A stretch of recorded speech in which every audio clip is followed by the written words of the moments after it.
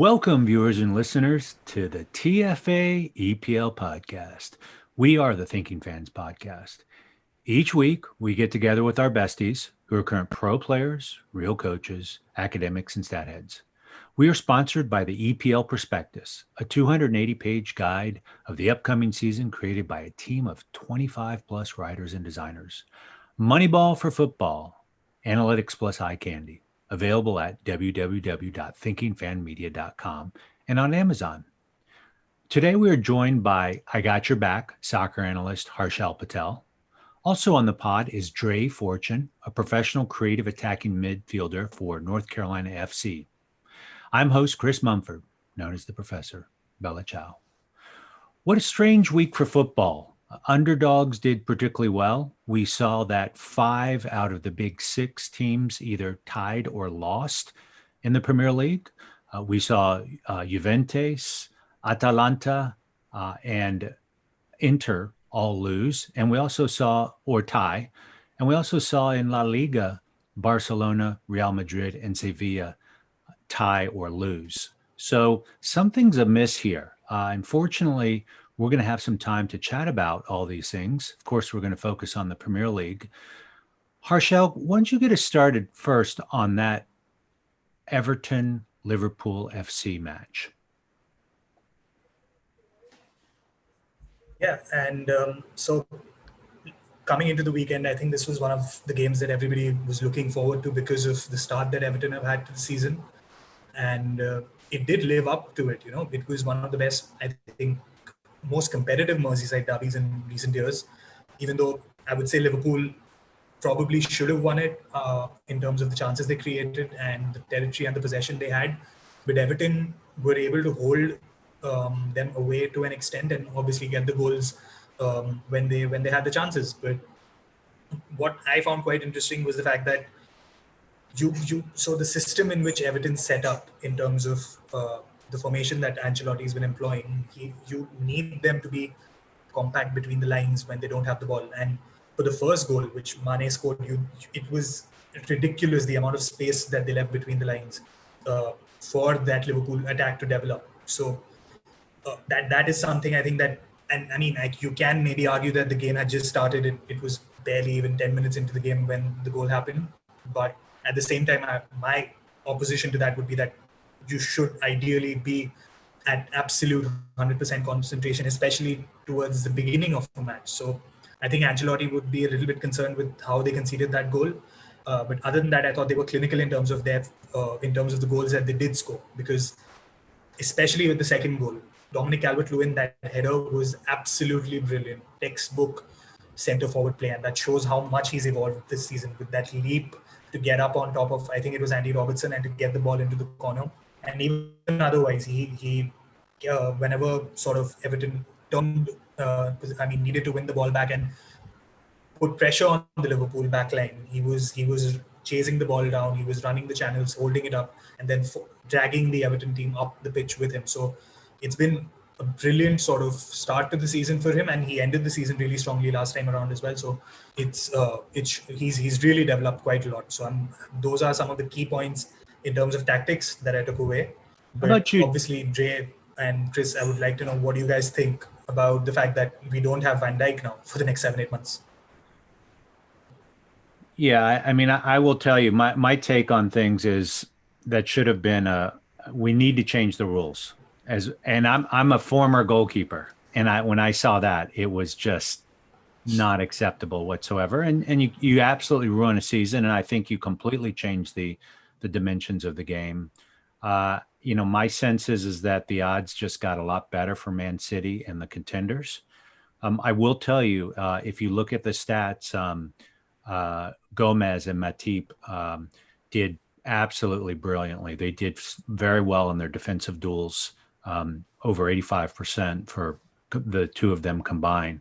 And quite honestly, the 2 goals that got scored were 2 headers, right? And that Calvert-Lewin header, that second one, I think Henderson, Calvert-Lewin matchup, we know who's going to win that day in and day out. I'd actually think that Trent Alexander-Arnold is having a bit of a slow start this season. He was the one that allowed for that cross. if you look at where most of the dangerous plays were coming from, it was from the left side. And of course, you've got Mane there. But I really think Robertson is really firing on all cylinders. And then that first goal with Keane, that was a few minutes after Virgil van Dijk was injured. They were still trying to get organized.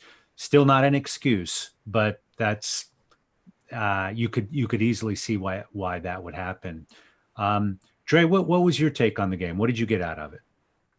Yeah, I think the biggest talking point obviously is the impact that it's going to have losing Van Dijk for, if not the rest of the season, a very long time for Liverpool. So,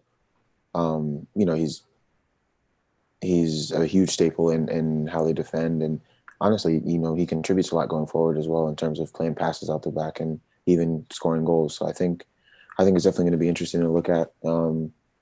He makes the players around him better, and they're definitely going to miss him. And then also, when I was, growing up and watching the Premier League, Everton was always kind of that team that was on the fringe, top six kind of thing. And I think they're kind of regaining that strength a little bit, which is nice to see. I think they've started off the season really well, and because they've added players such as Thomas and strengthened up the midfield with Allen and was it Decore?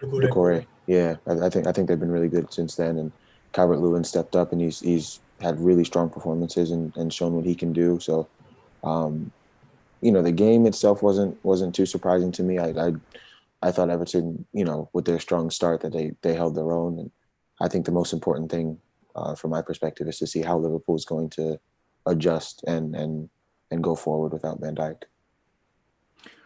I don't want to go down this rabbit hole. Just Harshal. on that. Yeah, go ahead. Let me ask you this. Yeah, just. But as far as that goal being called back in Jordan, my sense is that the rules have got to change, right? I mean, it's the intent, I think, is not being carried out on the result. And it's a bit of a heartbreaker where you have a lot of drama. And admittedly, I tend to favor Liverpool more than Everton. I just feel like because of technology, the league is really struggling with how to accommodate that new technology. And I think Serie and the other leagues are a little farther ahead. Any notes on that? So what I gathered from obviously the match itself and then discussions on social media and all of that, was the fact that the VAR obviously was checking for offside in that particular incident, which is why, because Van Dijk was offside, it wasn't, you couldn't give a penalty because the previous action was offside. So then the foul could not be given as a foul and then a penalty. But at the same time, you can send a player off for violent conduct. But the point is that according to the VAR or the referee or whoever, that tackle did not constitute violent conduct. It was foul play.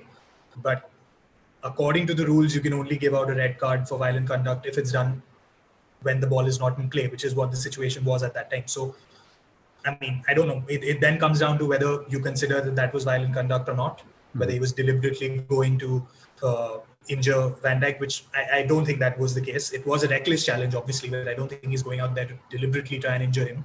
So it just came down to the interpretation of the referee as to whether it was violent enough for him to basically tell the on-pitch referee that, you need to send him off for that. But it's obviously had a huge impact because Liverpool have lost probably the best defender in the world and the guy who makes their defense better for the majority of the season. So, yeah, it comes down to the interpretation and what the referee thought of that. I hear you. So, Dre, how do you think Thiago's impact has been on Liverpool? And where do you see that going forward? And I'm just also, as a sideline after that, tell us what your take on Everton's midfield is, how they've been coming together. Thiago's a player that I rate highly. I used to watch Bayern Munich just to watch Thiago, to be honest. So I really respect him and enjoy watching his play. He's definitely going to come in and help, string passes together and then break lines going forward. You can see on the goal that was disallowed there, the pass he picks up from Mane. Not many people are picking that out. So, I really appreciate Thiago's play, and I think he's going to push that Liverpool midfield to be, that much better for the rest of the season. And then going into Everton's midfield, as you're talking about, I think they strengthened tremendously. I mean, you have a player like Sigurdsson, who's been quality for Everton over the years. And, from the start of the season, he's struggled a bit to really get into the team and find a place, which I think is interesting. And that's just because of the quality that they have. So I'll really be interested to see how they progress throughout the season. Obviously, I think one of the biggest things for the Premier League is being able to maintain form over long periods of time. So hopefully they'll be able to do that and sustain the quality that they've started with. But I think it'll be very, very fun to watch. Good. Harshal, any final notes on the Everton-Liverpool game? Just that, again, when we speak about VAR, obviously Dre brought up the Liverpool goal that was scored, which was disallowed, which could have been the winner, which Henderson scored.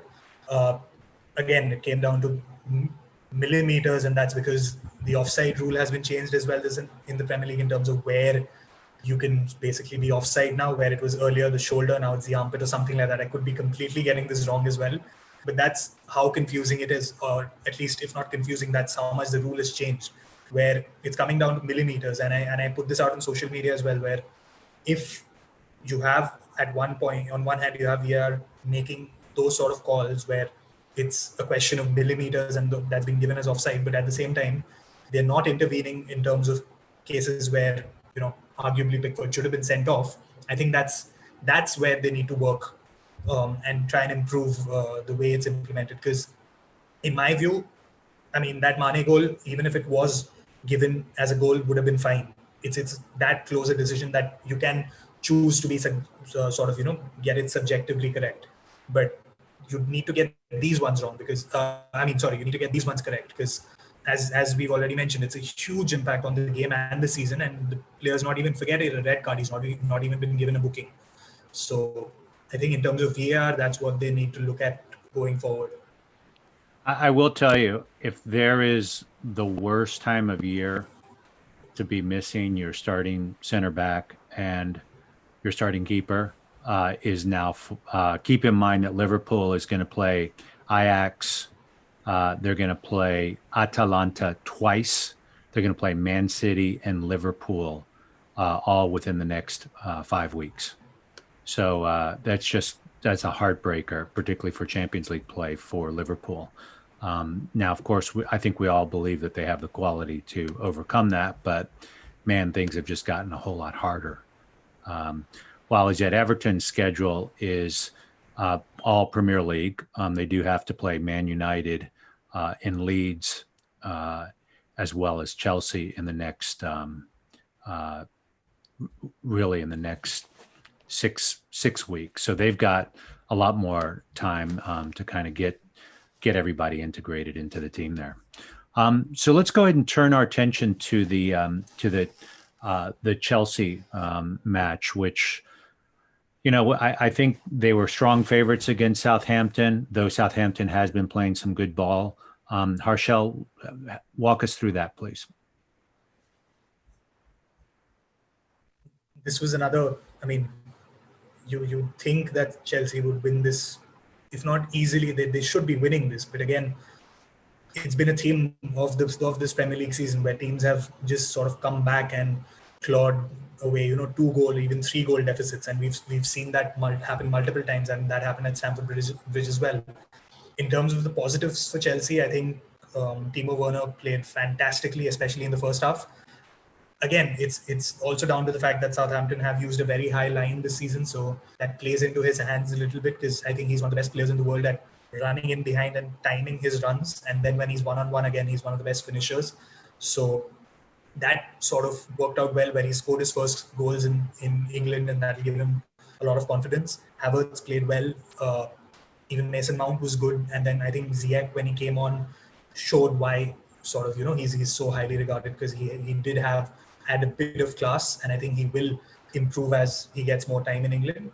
But again, it was a case of defensive lapses for Chelsea. The goal that Che Adams scored, where Zuma, that back pass to Kepa left him in no man's land, and even though I think that goes down as a Kepa error in terms of errors leading to goals. It's been attributed to Kepa, but I genuinely think it was Zuma's fault more than Kepa, because he left him completely stranded. Kepa couldn't really come out to claim the ball because it wasn't hit hard enough, nor could he stay back because Adams was running onto him. And then it was just farcical in terms of the way they conceded that goal. And even the first goal that Danny Ings scored, you saw how they gave the ball away in midfield in a very dangerous area, and the ball was slipped through for Ings to score. So it's the same thing that we've spoken about with Chelsea last season as well, where it's the defensive side of the game that's letting them down, and that's where Lampard really needs to focus, because they're scoring the goals, but they're also conceding way too many. Dre, what's your take on Chelsea and them literally having to smash all these world-class attackers into 5 or 6 slots? I mean, how have you seen that evolution? Yeah, it's been exciting to watch, actually. I mean, I'm not a huge Chelsea fan, but over the years, I've enjoyed watching them for the different attackers they have. I mean, Hazard, I thought, was one of my favorites recently for them. But no, I mean, they've obviously, I think they've figured out for the most part the attacking piece, and now they're going to go forward. I think defensively, there's where they're going to struggle. And this game is another sign of the Premier League is not a league where any game is clear cut. Any game is, a guaranteed 3 points, as we like to say sometimes. So Chelsea's always going to create goals and score goals and have good chances. I think it's just the defensive aspect that they need to really sort out. And I know we've spoken about it before, Chris, but what's your take on Kepa now, and how do you see that situation progressing and going forward? It's heartbreaking. Kepa grew up in the Basque region. Atletico Bilbao really carried that team for many years. 80 million euro transfer. And when keepers struggle, you're going to have your dips in confidence. Every pro player, any player is going to have those dips. And he's clearly in that downward dip. I feel like Chelsea had to bring in Mendy, who was an absolute rock star in Ligue 1. I don't know if he's going to be able to make the transition. Going up to the Premier League, it's not like an Alisson or Ederson show up all the time and they're Premier League ready. I don't know how much patience Chelsea has he's clearly a great talent, but that Zuma thing, I blame that on Zuma. He got caught. You could tell he didn't know whether to go forward aggressively or hang back. And I think part of that is confidence, right? He just wasn't sure what to do. He's made three key errors in the last, since the season started, which represents a ginormous number of all the goalkeeper mistakes. I can't remember exactly, but I'm not sure if there's going to be a pathway back to him if Mendy's healthy. Karius was another perfect example of that, and that's the position. That's why Alisson and Ederson and Leno are also exceptional. Harshal, do you think that Southampton, they were able to score 3 goals against Chelsea's defense? Is Chelsea done with kind of sorting out what its defense? Is it that their midfield's not playing enough defense and exposing their back line too much? Help me unpack how they gave up a league high 54 goals this last season, and then it's carrying on to this season. It's a bit of both, I think, Chris. I think in terms of the back line, Lampard's still not sure who his best defenders are, what his best back four is. Because they've brought Thiago Silva in, obviously, from PSG to add experience and leadership, and where he is obviously quality as well. But you've got to remember he is 35 years old, and that if you want to play a high line, which Chelsea do want to, he's not the best man for that. So you've got that, which is obviously an issue. Rudiger has obviously fallen down the pecking order at Stamford Bridge, where they were looking to get him out of the club, but they couldn't manage the deal. So he's still there, but he's not getting a game. I think Zuma is a very talented defender, but he always has this sort of mistake in him. And it's the same thing with Christensen as well. And we've already seen that this season in the game against Liverpool where Christensen got sent off. So you've got centre-backs who are either not very suited to the Premier League or are new to the Premier League, or on the other hand, are erratic. They're not the kind of, like a Van Dijk, for example, who you can rely on to basically shut the door and very rarely make a slip up. So that's where I think the issue is in terms of the back line. Another thing is where the midfield is it doesn't offer enough protection. And that's also another area where he's still trying to figure out his best combination. Because Jorginho and Kovacic are great at progressing the ball up the pitch, but they're not the best at defending counterattacks. And that's why in this game you saw Azpilicueta started right back, because Jorginho was playing on the right side of that midfield pivot, because rather than Reece James, over Azpilicueta, because James is obviously the much more attacking right back. But you need to have Azpilicueta in the team if you're playing Jorginho in a two-man pivot, because he doesn't have the defensive ability to protect the defense. Kante is a good player, and he is one of the best in the position. But again, I don't think he's very suited to playing in a fourth in this sort of a midfield, because he usually presses high up the pitch. He's aggressive. Ideally, Chelsea needs someone who can sit in front of the defense, which is why they were trying so hard to get Declan Rice in. They don't have that sort of profile in their midfield, and it's a question of Lampard not having the sort of player or the right kind of profile that he wants, both at centre back and midfield. And I think because of that, Chelsea will struggle defensively this season as well, unless he can coach someone into a new sort of role. I think they will still struggle. So they got a tough week, right? They've got Sevilla in Champions League, and then they've got Man United. So they're going to have their defense. They're going to have to get their reps in pretty quickly this week. Let's go ahead and switch to the Arsenal Man City match. And Dre, why don't you lead off and just tell what your top of line perceptions of that game is? I think at the end of the day, Man City just kind of, their quality showed through. They were clinical, and then they scored a good goal, and I think that kind of just made the difference. Just who took their chances. I mean, you look through the game, and Arsenal had a few clear-cut chances. Aubameyang had one, Saka had one, and they just failed to convert, and that obviously made the difference in the game. So, I thought it was a good watch. Obviously, Pep and Arteta are gonna understand each other quite well and know what kind of ideas they're looking to see on the field. So. It's always nice to kind of watch that battle, I think. What's your take on how Man City were able to compensate for KDB not being available? He's not a player that you can really replace. He does so much for them out of the midfield. So when he's not available, obviously guys have to step up and be that much better on the day. You lean on a guy like Sterling, Silva, Foden, whoever it may be at the time. So it's definitely tough for them to play without him, especially, they just lost David Silva as well, who was huge for them, particularly when De Bruyne wasn't available. So now they can't lean on him either. But, Pep always makes sure that, he's got enough players that will be able to step up in those moments. And I think they did enough obviously they did enough to take care of that. How about you, Harshal? What was your take on the game? The first half, as it was just me trying to figure out what Pep was trying to do there. It's interesting because anybody who's followed City over the last few years since Pep has been manager, there have been multiple occasions, especially in the Champions League and in big games, where you see a City lineup and you think, okay, this is what he's going to do, or this is the formation they're going to set up in. And when the game starts, they're in a completely different shape. But you can still maybe, within the first 5-10 minutes, you can still maybe get a sense of what they're doing and you get a hang of what Pep's trying to do there.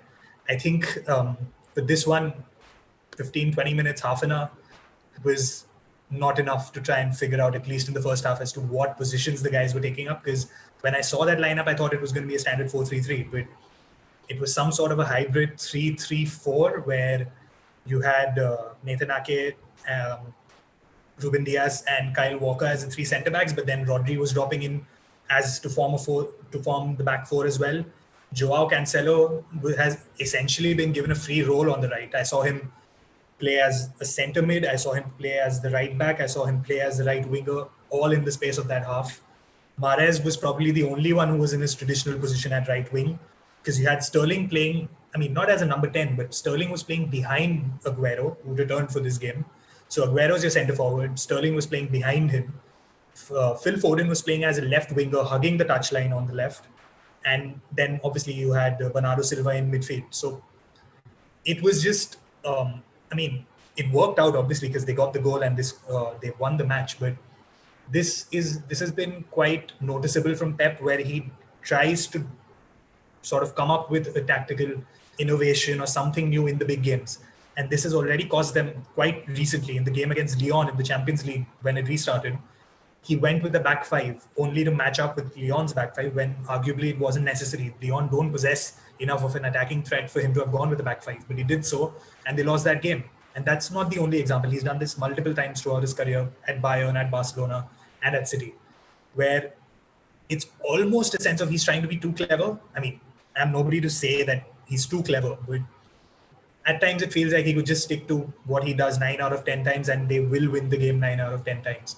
So it was definitely interesting to see what they were doing in terms of how they lined up and the roles that players were picking up, but I'd argue it wasn't necessary. So here's my take.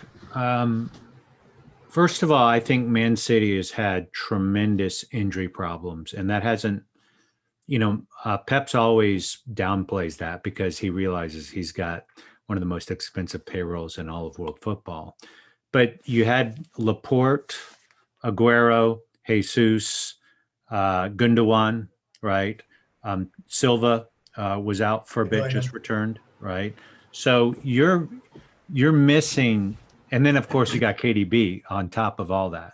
And so you've got a back line that really doesn't know each other. They've been together for maybe 3 weeks. I actually thought if there was a time that Arsenal was going to be able to beat Man City, I forecast a 2-1 game where Arsenal was going to win on this, because I wasn't sure where the creativity was going to come from Man City. But what Dre said earlier was spot on. They've got the quality, right? And they just manufactured it, and Sterling was able to, it was a nice team goal effort on that. I am a little disappointed with Arsenal. I like that they have a really clear style of play. You know what they stand for. They're being really intentional. They're going to take that £300,000 a week or 305 a week off their payroll in another year, where they're going to be able to fill in some more gaps. But defensively, I thought they've done extraordinarily well in the last few weeks. What I don't like is the fact that Pepe or Aubameyang, their average position for most of the game was on their own 35-yard line, right? And I am not, I don't have the coaching badges to indicate why you still wouldn't put a striker up at midfield just to drag 2 players off so you still have a numerical advantage. But it was very strange seeing the center backs of Man City basically holding off at the 40-yard line. It looked like a training session for me. So, Harshal, what any thoughts about that? Yeah, it was curious to see that he didn't start with Lacazette or Nketiah. The front three was Pepe, Willian, and Aubameyang. And Aubameyang was on the left, and Willian was sort of playing false 9 or whatever, So maybe, I can understand that was done with an aim to try and get more numbers in midfield, and also maybe to try and sit on top of Rodri so that he couldn't dictate. But the way Pep set up, and there's no way Arteta could have known this, but the way Pep set up, Rodri was dropping so deep, almost becoming a centre back, so then that Willian's role was sort of negated in that respect. So yeah, I thought that Arteta definitely could have gone with a striker to provide more sort of cutting edge, and at the same time, as you said, drag a defender away or just occupy a defender to maybe create space for someone else. But again, it comes back, as you said, at least Arsenal have a defined template, a defined sort of style of play, a process in place. And I think that at the moment, I wouldn't say it's more important than results, but having that foundation is what will get them results sooner rather than later. And they have been getting that. So I would be pretty optimistic about that.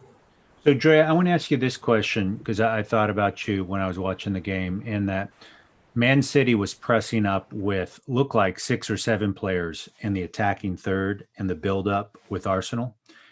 And for some reason, Arsenal, they did have, I think they were going to Tierney on the left. They could chip it all over to him. But what I don't get is when you have 65% of one team up on your attacking third, why you don't go ahead and go for the long ball a bit. And I wonder why Lacazette, who is more of a target striker like that, why he came on so late. I mean, help us unpack, because I know that the playing style that for North Carolina FC is a lot of pressing. Help us understand what's going on in Arsenal's head on them trying to get it out of their own defensive third. Yeah, I think just the biggest thing is when you work so much on a particular style of play, you buy into it and you really believe in that. So I think part of that for Arsenal is they expect and they anticipate to be pressed and to have numbers, so high up on them. And if you can play out of that, which in moments we've seen, particularly, they did it against City in the Cup, then you kind of expose the other team on the other side of the field. You'll be up numbers most likely and headed straight to goal. So I think the idea is just to buy into what you do and kind of believe in that and not be so quick to shy away from it just because, a team may press you or whatever the case may be. And obviously for us as watchers and viewers, we kind of think it's peculiar a little bit that they'll still do it. But I think just being in the system, they feel strongly about how they play and they believe, so they'll just keep doing it. Okay, good. Well, so let's go ahead and start turning our attention to matches that are coming up. Let's do some previews. I'm being somewhat facetious because I know that Harshal is going to want to talk for a few minutes about Man United and Newcastle. Otherwise, he's going to have to spend more time with his therapist this week. So, Harshal, you've got the mic on this one. Fire away. It was a good performance in the sense that you could see that there was a lot more energy, a lot more desire, and that United were, the tempo of the game was much better than it was against Spurs. And the changes that Ole made, I think, made a big difference in that regard. He brought in Fred and McTominay in midfield, and those two immediately give you a lot more energy and discipline, as well as very good pressing, which Pogba and Matic don't. So I think that was instantly an improvement in midfield. I thought Mata and Fernandes worked beautifully. The two of them were interchanging passes, moving around, and I thought it was a real joy to watch the two of them in sort of link up with each other. And there was a late flurry of goals where United went from 1-1 to then win the game 4-1. And I thought Fernandes' goal especially was superb in terms of the movement and the one-touch passing that went on, and some of the tricks that happened, where Fernandes himself sort of started the move in United's own half, back heeling it to Van der Beek, who then sent it to Mata. Mata sent out a pass towards Rashford, who drew the defender, back heeled it into Fernandes, who then scored from an acute angle, right? So that sort of invention and I'd say creativity is what Ole wants from his attackers, and we've seen that last season. So it's good that there were signs of it in this game as well. Defensively, I don't really think Newcastle posed too much of a threat, but United were able to cope with it. The early goal was a freak. I actually thought Luke Shaw was in a really good position, and he was just unlucky that it came off his boot at such an angle that it flew into the net, and De Gea had no chance. Maguire, I thought, had a good game. He scored, and otherwise, obviously, he looked calm, and that's a good thing because he's had a really, really tough couple of weeks, and not just a couple of weeks, he's had a really tough summer with everything that happened in Greece. So all in all, I think it was a good way to bounce back from that 6-1 defeat. And this week is really crucial now because there's PSG in the Champions League, and then Chelsea next week. Dre, what's your sense? I mean, do you think that that Man U's offense is getting settled in a bit? I yes and no. I think when you look at their schedule, for example, Newcastle is probably going to be one of the easier teams on there. For me, I was looking to see them bounce back from the Tottenham defeat and just kind of see how they would act, especially coming out of the break. So after going down early, like Harshal said, it was pretty unfortunate. But after going down early, I thought they, it was encouraging to see that they would play in the manner which they did and create as many chances as they did. And obviously, 2 or 3 goals late on may not clearly reflect how the game went, but they've got attacking players with Fernandez and Greenwood and Rashford and Martial, who are all capable of making things happen at any moment in time. So it's always nice and enjoyable to watch them, and hopefully they can keep going and have 2 or 3 players with double-digit goals and really kind of push that team forward to challenge for the championship. Yeah, I mean, I will say that in the next 2.5 weeks, they're going to have to really steel themselves and hope that the defense is crystallized and that everybody knows what they're doing from an attacking perspective with PSG, Chelsea, Leipzig, Arsenal. That's as probably the fiercest next couple of weeks of any certainly any team in the Premier League. I mean, I would say Liverpool is second in that, but they're going to have some work ahead of them on this. All right, now let's go ahead. Quick, yeah. Out of curiosity, Harshal, do you see them getting out of that Champions League group? I'll be honest, Jay. When the group came out, when the draw was made, it's one of the worst draws United could have had. Honestly, I wouldn't be surprised if United finished third, go into the Europa League, because PSG, Mbappe, Neymar, everybody, Di Maria, all of those guys, I mean, it's never going to be easy to beat them. And Leipzig are a really, really good, well-coached team as well. So this is the group of death in that regard. So I honestly would not be surprised if United finished third. Or, I mean, I don't think they'll finish fourth, but could finish third and go into the Europa League. Well, good. Well, let's switch our attention to the previews. Harshal, what's your quick take? And we talked about this a bit last week, but Leeds-Wolves, what are the 2 or 3 things you're going to be looking for that game on Monday? I'll just preface this by saying that the international break sort of wreaked havoc with both teams in some sort of way. Portugal, because of Cristiano Ronaldo's positive COVID test, obviously everybody in the Portugal squad needed to get tested. They've all tested negative so far. So hopefully Wolves won't really be affected too much because they have a lot of Portuguese players. But that did maybe play a bit of havoc with their sort of schedule. Leeds have lost a couple of players to injury. They've lost Liam Cooper, their captain, who plays for Scotland. I don't know if he's going to be fit for this game. They've lost a couple of others as well, who I can't remember at the moment, but they've basically got a couple of injury concerns which have cropped up during the international break.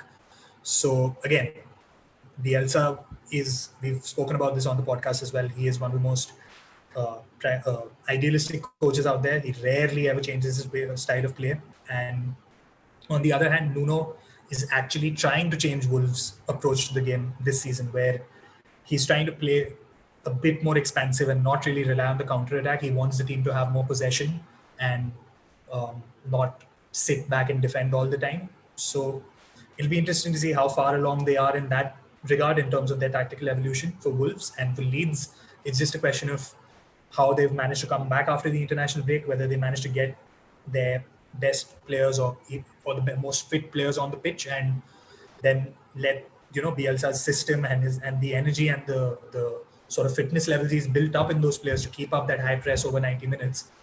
That could be enough to overwhelm Wolves. So I think it could be a pretty good game to watch, and Leeds to maybe nick it in terms of getting all 3 points.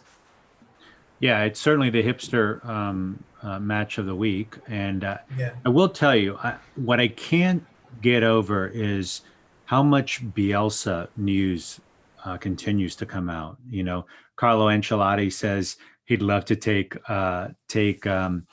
Bielsa out to dinner and have a bottle of wine and talk about football. Things like the random acts of kindness he's doing in Yorkshire. You don't hear that from a lot of folks, even like a Klopp. I mean, it's fascinating, and hearing him speak in post game interviews is almost like hearing a shaman speak, or a philosophy professor than a football manager. So that's very interesting. They are going to be turning around fairly quickly, next weekend and playing Aston Villa, who are, as we speak, they're tied 0-0 with Leicester. Harshal, any thoughts on where these guys going to end up? Are they legit? Are they mid-table? How are they going to fit in the Premier League with as few data points as we have right now? Something we've touched on earlier on the podcast is that this season is not going to be like any other. It's going to be messy. You're going to see results like we've been seeing so far, where teams are scoring goals for fun, coming back from 2-goal, 3-goal deficits to tie games and win games. And that basically what I think, and I've spoken about this earlier, is that this could be a season where, we could have another Leicester type triumph where an unfancied team takes the title, and even more so now with Van Dijk out for 7 to 8 months, it's probably the best time again for some of one of those, smaller, not smaller, I'd say, but one of the, say, top 6 contenders or so to maybe steal a march on Liverpool and go away with the title. So Everton, maybe Villa, maybe Leicester again, Leeds, I wouldn't say are title contenders, but all these guys who are mid-table and maybe trying to punch above their weight, this could be the season where they could make a top 4 or a top 6 or even challenge for the title because of how messy it's been. Good.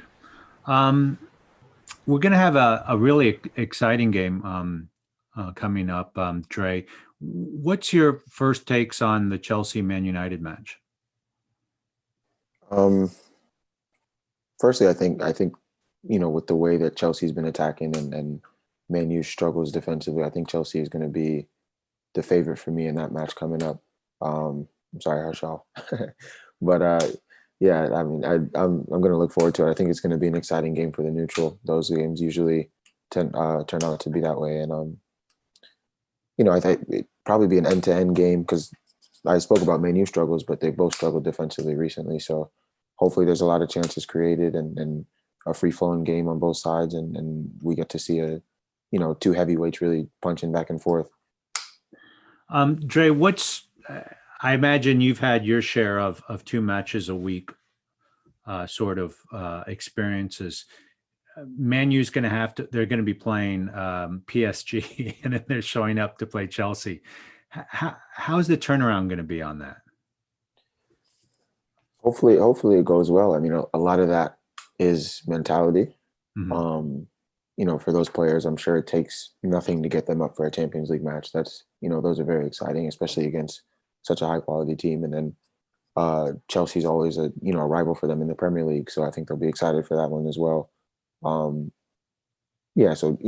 they have all that's necessary to be able to recover in a pretty quick span of time. So I think mentally they'll be up for both games, and hopefully they go show it. Harshal, what are the 2 or 3 things you're going to look at, and are there any particular matchups you think we should pay attention to? I don't know if Edinson Cavani will play against Chelsea. His quarantine ends tomorrow, so he's in contention to be on the bench for the game against PSG. But it is more likely, I think, that he will make an appearance against Chelsea because he'll have had a full week of training with the team and all of that. So I'm not saying he'll have a huge impact on the game, but it'd be interesting to see if he gets game time, and if he does, how he does and how he settles into the Premier League, because he's been an elite level finisher at the European level for the last 10 years or so. Serie, Liga, all of that, even at Champions League level. So it's a lot like the Zlatan transfer that happened 3-4 years ago, a few seasons ago, where he may not arguably be at the peak of his powers, but he's still good enough to provide a bit of a lift to United, especially in the short term because Martial is suspended, so they're not going to have Martial again against Chelsea.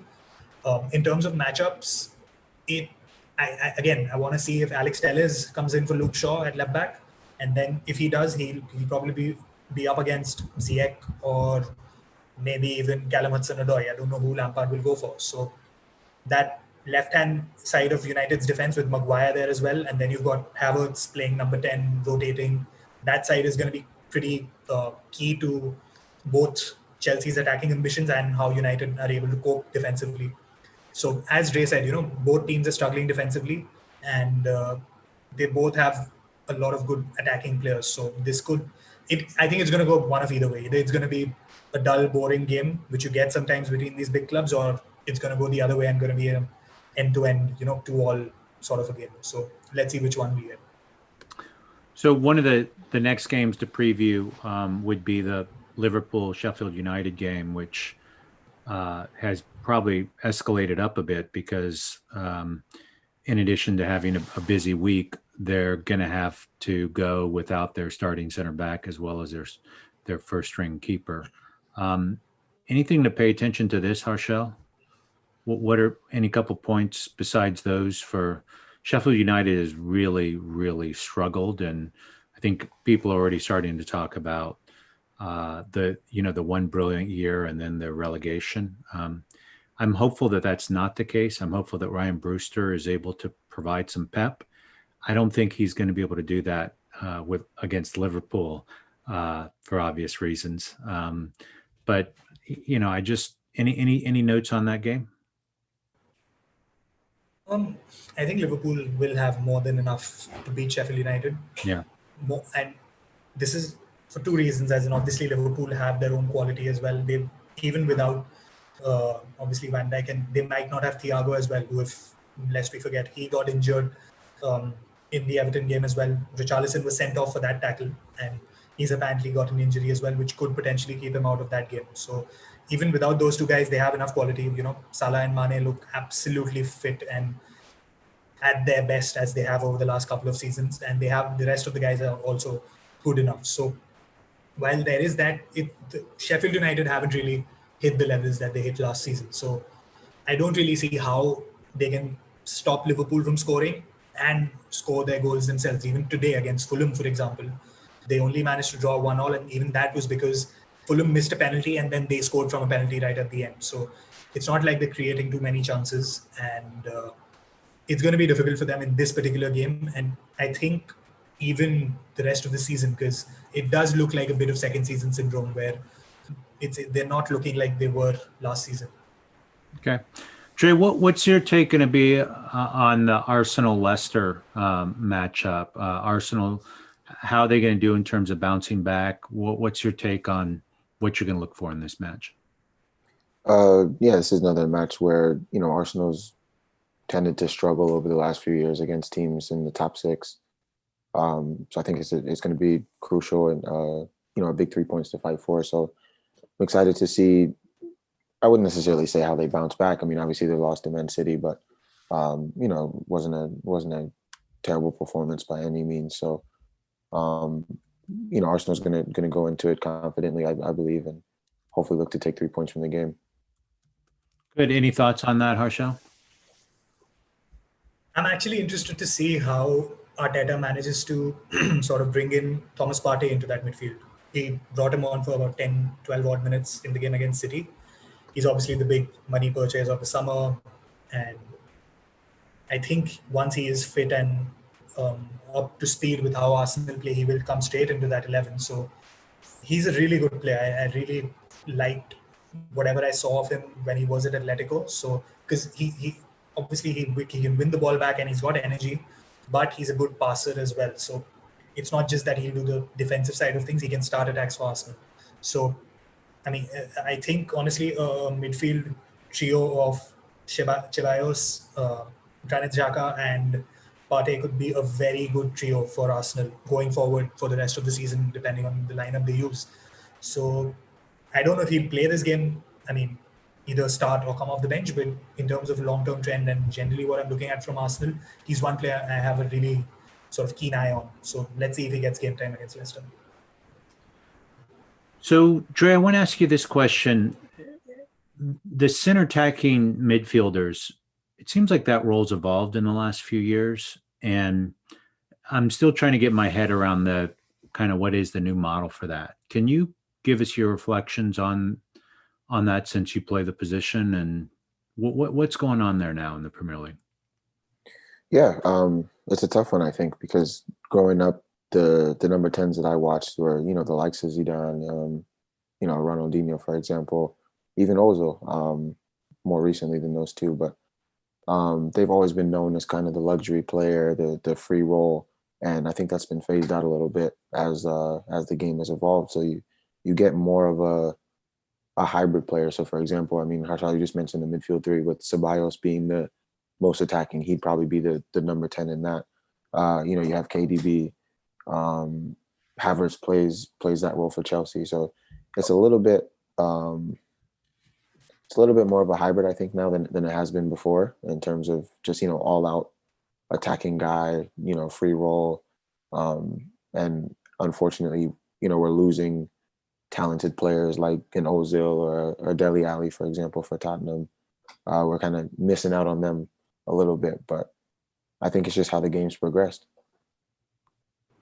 Okay. How about what's your take, Harshal?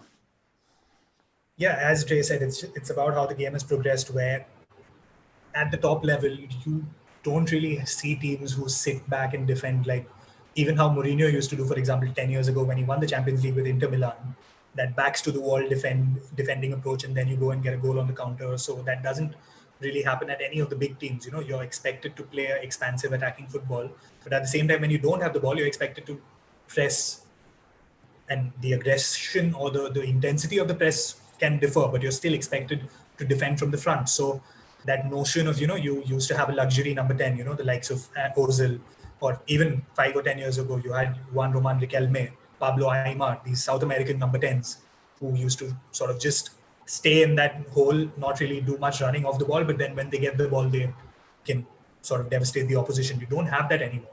So even the creative guys, if you've seen how the game has developed, have either moved deeper or they've gone into wider areas. So James Rodriguez, Juan Mata, to take two examples from the Premier League, they're both playing in wide positions on the right. They're not really playing as a number 10. If you look at deeper positions, Dre mentioned Ceballos, you've got, I'd say, Kevin De Bruyne and David Silva, for example. A couple of years ago when Pep first came in at City, he was using them as sort of free number 8s, as guys who would part of a number 3 playing deeper, who had the creativity to sort of damage or cause damage in the opposition's half, but also had to do their share of defending. So it's a case of, I wouldn't say that the creativity has gone anywhere. It's still there. It's just that it's coming from other areas, and players have to adapt and shift to those positions, because that pure number 10 doesn't really exist anymore. Interesting. Trey, as we're kind of 5 weeks into the season, what are some observations you have, and what are things you're going to be looking at going forward? I think the biggest thing is just, the trend of results. Obviously, the big teams that we're looking at aren't winning games as much as you'd expect. I mean, Man U is still in the bottom half of the table, which is, I think, unusual to see, obviously. So I think, the competition from top to bottom has been really good so far. And one of the biggest issues in the Premier League is just kind of finding a way to balance that and to maintain that that level of play over the course of a season for those smaller teams, because obviously they don't have the same squad depth as a Chelsea would or as a Man U would. So I think that'll obviously come into play at some point and be important. But for right now, I mean, it's just exciting to be able to watch. I mean, Tottenham was up 3-0 earlier and ended up tying 3-3.